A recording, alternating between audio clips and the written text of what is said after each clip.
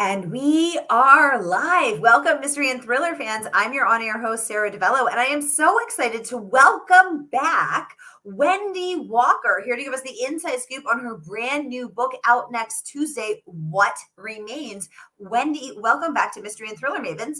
Tell us about this book. Thank you for having me. Okay, so What Remains is about cold case detective Elise Sutton. She is put in a situation where she has to take one life to save another. And this sets off a dangerous cat and mouse game with the man whose life she saved. And she has to use all of her knowledge and resources to keep herself and her family safe. Whoa. Well, we have a lot to talk about because I'm a huge cold case true crime fan. And oh my gosh, there's just so much to get into. But first, I just want to welcome everyone who's watching because we are going live to 7 different destinations across Facebook and YouTube. So no matter where you're watching from, friends, you're in the right place. This is the right time. It is a Mystery Monday. And because Mondays can be murder, we're going to make them a little less painful. So if you've been here before, you know the drill. And if you're new, welcome. Here's the drill. Every Monday, I give you my handpicked featured authors, and you get to ask them anything. So ask Wendy about what remains, about her obsession with cold cases, why this book, why now, what her writing practice is like. Is it true that she's an introvert? Did she survive Thriller Fest? We got a lot of questions. Just get them going in the comments and I will get them right over to her. While you're typing, I want to kick off with some of the amazing praise that this book has earned because it's like reading a who's who of everybody in the thriller world. So first of all, let's kick off with AJ Finn, who had this to say. He raved that about you. I'm going to pop it up so we can all read it together. He says, absolutely splendid storytelling. A book to read, to entertain, to immerse, and to challenge. First of all, congratulations on that rave review from AJ Finn. Wendy, clearly AJ knows a thing or two about entertaining, immersing, and challenging the reader. So yeah, you succeeded in captivating him. So tell us what your secret is. What do you think? This is not your first rodeo. What's the secret? How do you entertain, immerse, and challenge your readers? Wow. Okay. So I don't know that there's one, succinct answer to that, but the much longer endorsement from AJ Finn spoke to the fact that this has a lot of genres mixed in. So he mentions that it's part cop drama, part stalker thriller, and part psychological thriller. And I think with this book, I really just decided to follow the story. I had the idea for the story, and I followed the story where I felt it needed to go. And so it started with a study in trauma. What happens to someone who is a bystander to an act of violence? And then I decided to make her a detective who was actually involved in that incident in a way that led to more trauma, guilt, doubt, juxtaposed with the fact that she was positioned as a hero in her community. So in this case, it was really just me following the story and writing what I felt passionately about. And sometimes, if you boil it down, that's sort of what it comes down to.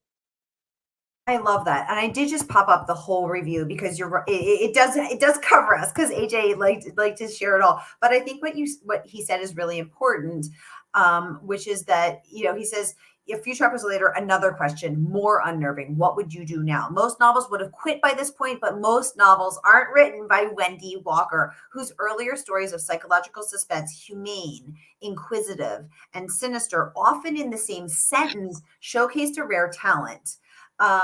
In What Remains, Walker smashes that showcase to rubble. So I think what he's talking about is the interconnection and all of these themes and all of these threads, which and he sort of really honed in on that. So I wanted to start with his review because it is so all encompassing. But he is not the only one who is raving. B.A. Paris also had some very lovely words to share. And I want to talk about her review because she talks about your finely crafted characters. great plotting, and so much tension that you'll have trouble catching your breath. This is Wendy Walker at her best. So first of all, let's start with, are you a plotter, Wendy, or are you a pantser? I am a plotter through Okay. and through, 100%. Yeah. If I'm not plotting, I really have trouble writing. And actually, this book, I started out trying to pants it because I had this an opening scene. And I thought, well, I'm just going to try it and see what happens. And it was a complete fail. I was 50 pages in, and I was still in the department store. I was still the scene. I was still writing all the little scenes and things in the department store where this act of violence occurs, because to me it was fascinating. And then when I went to read it back, I realized the plot's not moving. So I had to put that aside, go back to my plotting, and then I pulled from, what I had written and wove it into different chapters. But that's the thing about, writing over the years, is you do gain a lot of tools. And so a lot of what I wrote I thought was really interesting, but you need more than that. You have to, for me, I have to have some structure and some other devices that are moving the plot along. So yeah, it was a fail. I will always, camp, like team plotter. That's me 100%. Oh my goodness. Well, Team Plotter is clearly working for you. And oh my goodness, Liv Constantine has just entered the chat. Hi, Liv. Hi, Liv. Oh my goodness, it's so great to have you here. Welcome, Okay, welcome. there must be no Lifetime movies on. Sorry, Oh, that's an inside joke. is a fighting words right there. I love it. Well, so great, Lynn. It's so great to have you here. Thank you so much for popping in. And if Liv Constantine says it's good, we know that it is. She says it's so great. Hi. Oh, she's clearing that the Lifetime movies are coming on later. She's able to fit us in now. She's able to fit us in now. That is so good. So, Wendy, you said you need structure and some other devices. What are the other mysterious devices that you're referring to? So I always try to think about I think about it in many ways. So I start with a list of disclosures, factual disclosures to make my plot work. Ooh, And yeah, so and it's just a list, and it's not in any particular order because I want to make sure I get that. And as I come up with more plot ideas, I'll just throw them into the list. When I sit down to plot out the book, I will then put the all of the disclosures in order, because I don't necessarily know who's going to be disclosing them to the reader, but I know that they have to be disclosed and only disclosed once. And that's another device that I use, is I try not to give the same information to the reader more than once unless it's useful to the story in another way.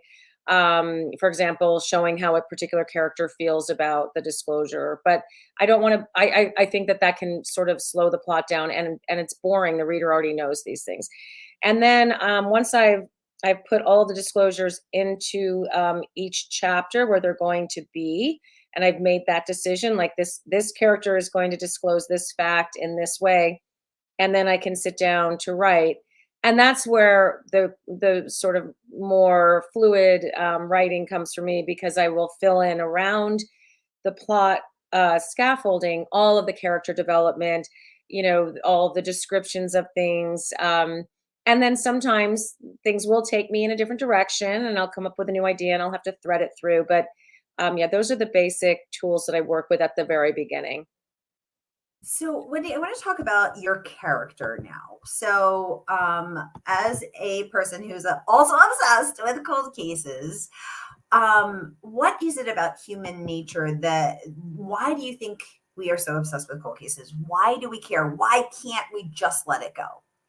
So this is my theory, and it could be totally wrong, but I think where we are interested in crime, um, full stop, because I think it allows us to process our fear of crime.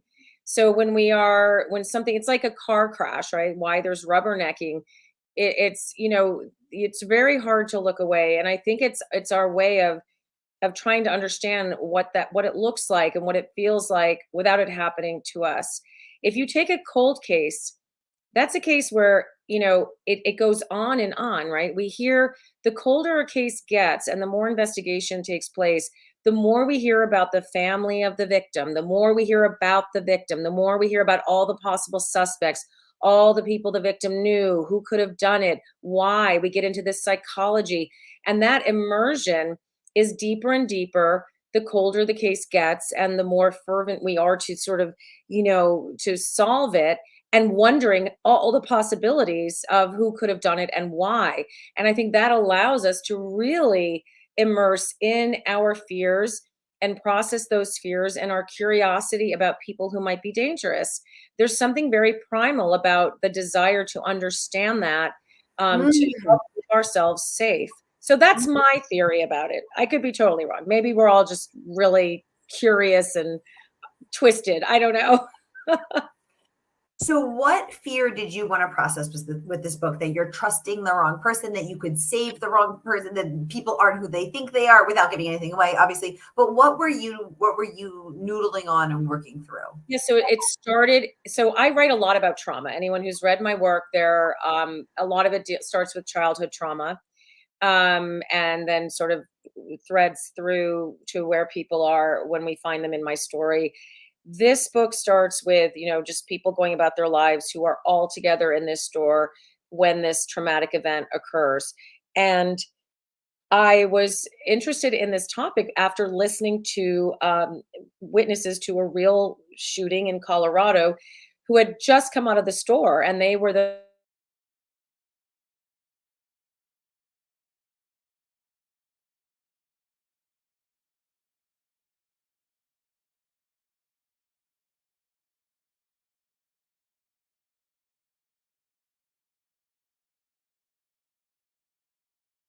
I'm sorry, Wendy's frozen and I was muted, so I'm going on. Oh, Wendy, you're back. Okay, you were frozen. oh, oh my You were gosh, I'm sorry. Yeah, was that on my end? Okay, I went out. Okay. totally okay, but we lost you at you saying you became interested in this because Oh, you saw a story about a shooting yes, and the yes, witnesses who. yes. So the witnesses had come out of the store, and they were the first ones to be telling the account of what happened in the store because Okay. first responders hadn't come out. The press was already there. And so they were breathless and in the moment and telling what had happened. And then, the story quickly turned to the news coming out, and they just disappeared. And I thought, well, what happens to those people? They're going home and they're probably expected to be grateful that they weren't harmed, and to just be, go on with their lives. But that's a significant trauma to witness something like that and to have that kind of fear. And that's where it began. So this book, I really wanted to explore that fear of what Yes. happens when you witness something really traumatic, but you're otherwise unharmed. And so, yeah, that's where it came from. And the whole book is really a trauma study. All of the decisions Elise makes, all the ways that she reacts to things, are all because she is in that fight or flight mode from that moment on. And that is so. That's so interesting to learn about the backstory that based on the real life story of sort of what got you thinking about this, because I actually never thought about that either. That the people who witness it are in fact traumatized, even though they are physically intact. Yes. So wow, okay. And how long did it take you after hearing that story to write this book? Well, it took a while because honestly, I had, a lot of people in my camp who were like, don't write about a shooting, don't write about a shooting. And so I was like, okay, I won't write about a shooting. And I tried writing it that, maybe it was just a sort of a holdup in a convenience store, but it didn't have the same impact. And actually, for those of you who are concerned about reading about a shooting, no one in the store is actually hurt except for the shooter. So I did not want to sort of really make it about a shooting, but to make it about the sort of fear that happens when someone is in a situation that they maybe think is a shooting or think is dangerous. So it's not like a gruesome, mass shooting book at all. It's really just about the triggering event being a trauma. And what was so fascinating about cold cases, because I know we were touching on that, is that when I decided to write it and I started interviewing a real cold case detective who's advised me on a lot of my books, she She had so many stories. It was, I mean, I could talk for an hour about, what it's actually like to be solving cold cases. It is so different from what we see on TV and what we imagine it to be. I mean, a lot of the time they're just flying by the seat of their pants. They don't have a big budget. They're given a lot of, leeway to do whatever they want to do. They'll find suspects to a 20-year-old crime, and they'll find them, sit outside their apartment building, collect DNA from vacuum dust in the garbage. They'll grab a Coke can off a table where the person was sitting without that person knowing. And because now suddenly they have DNA to process from the original evidence box, but now it actually can be analyzed. So they'll find the original suspects, get their DNA, and start ruling them out. She said it's like shooting fish in a barrel, like no match, no match, no match. Oh, there's a match. And it was mind-boggling.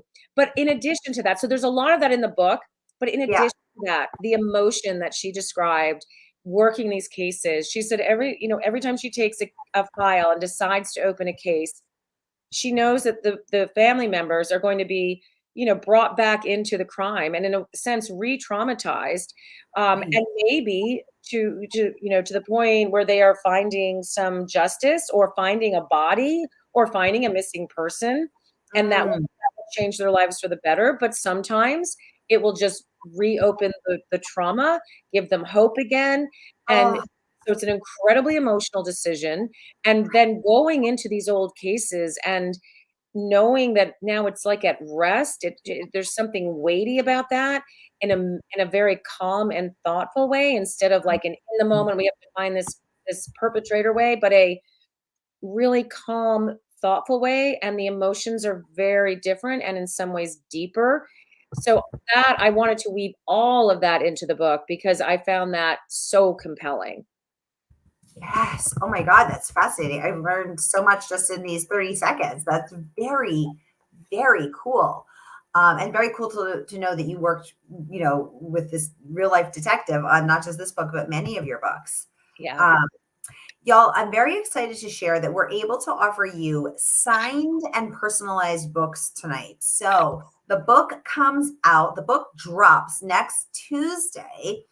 That is June 13th. And Wendy can offer you, we can offer you signed and personalized books tonight. So here is your link. So Wendy is going to our favorite woman-owned independent bookstore in Houston, Texas, for her launch event in person at the store next Tuesday. And so if you click this link and order, and then when you're placing your order in the notes section, put who you want it signed to and what you want it to say. I personally like it when Wendy says to Sara, my inspiration and my best friend, thanks for all the guidance. I mean, it's like, Wendy, stop chasing me. But you can have her say anything you want. So I feel like a book is a perfect birthday gift, Christmas gift, Hanukkah gift.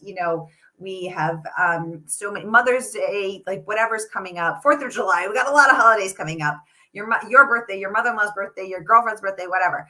A book is such a great gift. A signed book is like extra cool, but a personalized signed book is the coolest thing of all. And we can offer that to you tonight. So here is that link. Click and order, put it in the notes, who you want it signed to, what you want it to say. This is so fun and so fabulous. No matter where you're watching from, you can do that. Christine, welcome to the conversation. Saying wonderful. I will order it tomorrow. Yay. Thanks so much, Christine. Christine, it's always such a pleasure to see you pop up, ma'am. Thank you for watching and thank you for ordering. Let's get to some of this other amazing praise. So B.A. Paris, who's been on the show with us twice, saying finely crafted characters, great plotting, and so much tension, you will have trouble catching your breath. This is Wendy Walker at her best. She's not the only one raving. We have Catherine Ryan Howard saying incredibly tense, utterly authentic, and endlessly intriguing. I dare you to try to put this book down. Catherine McKenzie also popping in saying, Elise Sutton is our perfect guide through this labyrinth. Tough but vulnerable, smart but a bit lost in the plot of her own life. Walker immediately made me want to know what was happening. Oh my gosh, this is such a fabulous review. And she is not the only one. Julie Clark, who's also been on with us, raves that this is a twisted game of obsession and secrets. What remains starts with a bang, literally, and doesn't let you go until the final exquisite resolution. Now, Wendy, let's talk about the resolution. As a plotter, did you, without revealing anything, because we don't like spoilers on the show, did you always know the book was going to end the way it did? Did your editor say you got to, up the tension? How did that work? So originally, there's a second narration in the book. The book is narrated in first person in Elise Sutton's voice, but there's a second narration that comes up every few chapters, and in very short chapters, and it's in first person, but you're not quite sure who's narrating it, and you don't know what time frame it is, but you do know it's related to the primary story, and it takes place at this hunting shelter in the deep woods, and there's a room in there called the kill room, and there's an animal cremation oven, and human remains are found in it, and it all starts to tie into the primary story of what Elise is going through. You just don't know how or why until the end. And my original plan for it was too subtle, and so the first reader who read it was like, I love it, but why were there, three bodies at the end instead of two?" And I was like, "Oops, I guess you missed it because there weren't three bodies."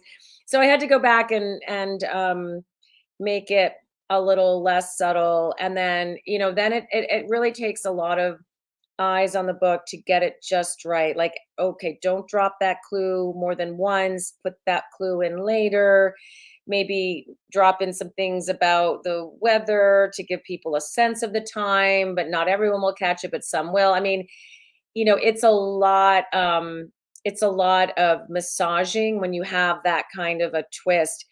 When I decided in the end who was telling that piece of the story and how it would tie together, and I came up with the structure for the last few chapters, it was like deeply satisfying because it had been a long journey and I wanted it to really tie together. And when something just really ties together and then isn't just working for the ending, but also just makes so much sense emotionally for the characters, and then you can tie the characters together through that ending, it's so satisfying to me. Hopefully it will be for readers as well.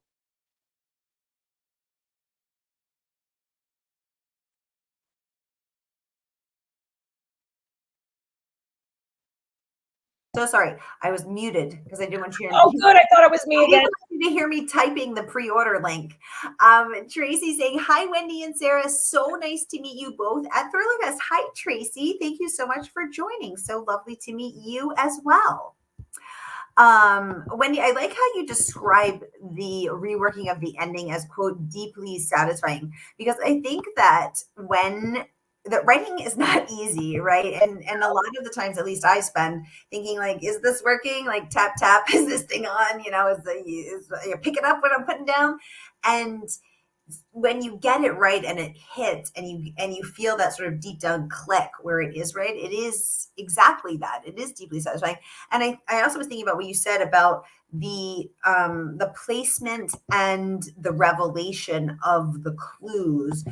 What I have learned is that that is such delicate work, and it's it's very finely threaded, because you don't want to bore the people, as you say. You don't want to be revealing it multiple times, but you also don't want them to get to the end and say three bodies. Well, I thought there was only two. Like, so Right. it is. Yeah, this is the work of it, and this is what makes mystery so freaking fabulous. Yeah. Well, yeah, it's and to, I was talking to someone earlier about trying to have a fast-paced story and an action-driven story, but also be able to bring in the emotional connection to the characters, and those two things are always at odds, because when you ask a reader to slow down and Mm, hear about backstory and hear about an internal thought or a feeling, it's a big ask, because you've also asked them to live in this tension and to be breathless with suspense. And all they really want to do is turn the page and find out what happens or what did happen. And now you're saying, "Oh, but okay, take a breath, because now I'm going to tell you, this story about the past, so you like my character more."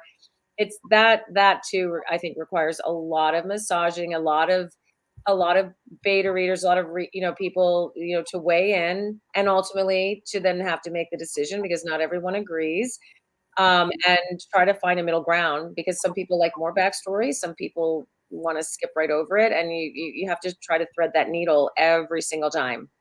Exactly. Exactly. Bookstagrammar, bookish with wine, raved that this may be the biggest cat and mouse game of the year.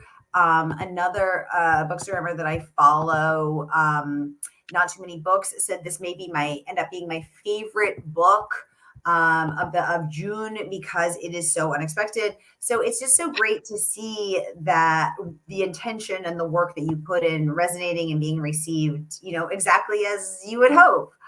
Yeah, yeah. The cool thing about the cat and mouse game is that this man she saves this man's life, and then when he becomes obsessed with her, and something called rescue worship or hero worship, when someone saves someone else's life, and they try to make sense of it by feeling there's some divine connection between Right. themselves and the rescuer. But anyway, that's the psychology behind it. When he becomes obsessed with her and he wants to find a way into her life, he accesses these materials that she put online when she was a professor of forensic science. And so he knows everything that she's ever taught and all of the cases that she's solved because she's continued to upload materials to these class portals. And so, in a sense, she's playing a cat and mouse game with herself. And that, I think, is what makes it kind of cool, is that all the forensic science is really brought in that way because he knows what she knows. And then she has to remember that and try to think about, what he's going to do next so she can, outsmart him. Right, exactly. We have a mystery user. We are broadcasting live to 3 private Facebook groups tonight. So, because if you're in a private group, you and the other members of that group can see who you are, but Facebook protects your identity outside of that group. So, the rest of us in the group can see it, but outside, you're a mystery user, which is very on brand, saying, I ended my review by saying, this was a brilliant look at the psychological aftermath of what it means to be a savior. I can't wait to learn more about Elise. She is so complex and guarded. Will there be, first of all, that is a beautiful review. Thank you. Yes, thank you for that. Really. And will we be seeing more Detective Elise, Wendy? Is this the start of a series? It's not the start of a series. It's not planned as that. But I would like to see more of Elise as well. So, perhaps perhaps we will. The next book is not an Elise Sutton book. It's another standalone, and it's pretty much done. I have one more round of edits. And I think it also has some hopefully engaging characters. So. Wendy, can you tell us anything about that book? Yes, I would love to. For some reason, when I tell people about this book, I don't know, they're like, Wendy, "What is the that?" mystery user has revealed herself. She is Carrie Whiteshields. She is at Carrie Reads Them All. She's an incredible bookstagrammer because Carrie does read them all. She's like a speed reader over there. Yay! Thank you, Carrie. Amazing. Thank you. Oh, no, I appreciate that. So the next book is called Kill Me Softly, and it is about a serial killer who is targeting middle-aged women and making it look like suicide. And the people investigating sort of believe it because of where they are in their lives and the things they're going through in their lives. And then there's a young feminist researcher who comes across the files, notices the similarities, and realizes that there could be a murderer on the loose. And she gets one of the detectives to start looking into the case. And it's got 4 points of view: the researcher, the detective, the victim 4, who is in her home about to be attacked, and the killer, who is already on victim 5 in a split time frame. So really short chapters, a lot going on, and some feminist themes at work. I am here for the feminist themes. And I really loved how you were saying that, that at first, of course, everyone assumes these women are taking their own lives because if you're a woman of a certain age, why wouldn't you? Why bother, right? Yes, so I am here for that story. Christine saying this sounds riveting. Oh my God, right, Christine? And y'all, I did just want to link to Carrie, who is Carrie White Shields. her beautiful review. I'm putting it here in the comments because Carrie wrote such a good review that I want everyone to go see it. So here is the direct link to Carrie's review. Carrie, thank you for joining us and sharing your beautiful review with your thousands and thousands of followers. Y'all, we are out of time. We're actually over time, but time flies when you're having fun. Wow. Am I right? Wendy Walker, thank you so much for coming on. Y'all, I want to just remind you one more time that you can order your signed personalized book. I mean, I'm just thinking about like what I will have Wendy say, because it will be something like hilarious and amazing. But here's that link. And again, put it in the notes right when you're checking out what you want her to say. Happy birthday to your mom. Merry Christmas. I stockpile signed books throughout the year, and then I just keep them in a closet, and then I wrap them up at Christmas time, and it's so perfect. So start stockpiling, my mystery and thriller loving friends. Wendy Walker, such a pleasure to host you again. Again, congratulations on your book launch next Tuesday, and happy Pub Day. Thank you so much. I appreciate it. Yay. All right, y'all. That is a wrap on Mystery Monday. I will see you next week with my next two fabulous guests. Have a great rest of your week. Survive the rest of the week, and I will see you then.